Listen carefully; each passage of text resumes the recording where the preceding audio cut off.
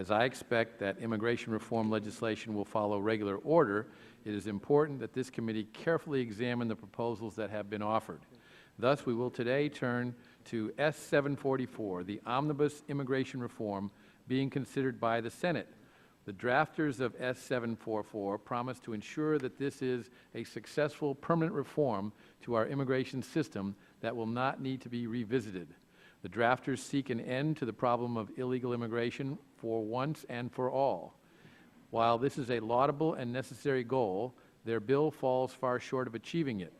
In order to effectively deal with the problem of illegal immigration and ensure that future generations do not have to deal with legalizing millions more people, we need to take a look at our past mistakes.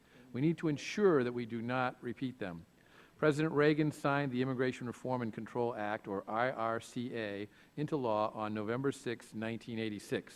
The bill provided for three main reforms: legalizing the millions of immigrants already in the country, increasing border enforcement, and instituting penalties for employers who hired unauthorized workers in order to stop the flow of new unlawful immigrants.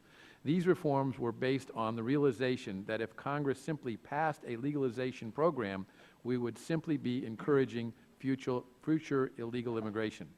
The Select Commission on Immigration had warned just a few years earlier that without more effective enforcement, legalization could serve as a stimulus to further illegal entry. Unfortunately, IRCA's enforcement measures never materialized, and the Commission's fears were realized. Border security barely improved. Employer penalties were not enforced. Now, 26 years later, all of us who want to fix our broken immigration system are haunted by the legacy of IRCA's failure, and we have serious concerns that S-744 repeats some of IRCA's mistakes. Many advocacy groups who are ardent supporters of S-744 are on record stating that they do not want legalization to be dependent on border security and enforcement triggers. Indeed, whether or not it contains triggers, the Senate bill is unlikely to secure the border.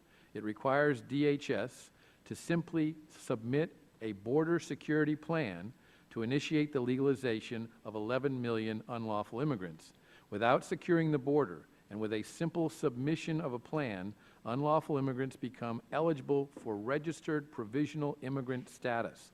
The legalization of unlawful immigrants continues to advance with just a certification that the border security strategy is substantially deployed and substantially operational in the sole discretion of the Secretary.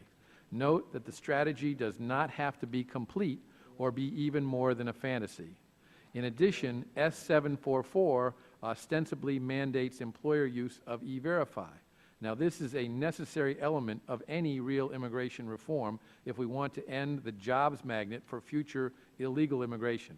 However, S-744 doesn't fully implement E-Verify for up to 7 years.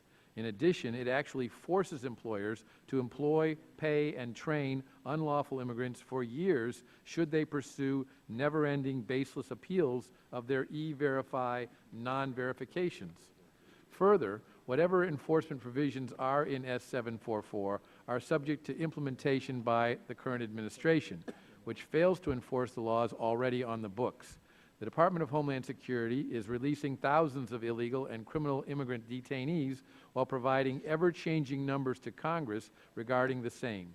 The Department of Homeland Security is forbidding ICE officers from enforcing the laws they are bound to uphold. A federal judge has already ruled DHS's actions likely in violation of federal law.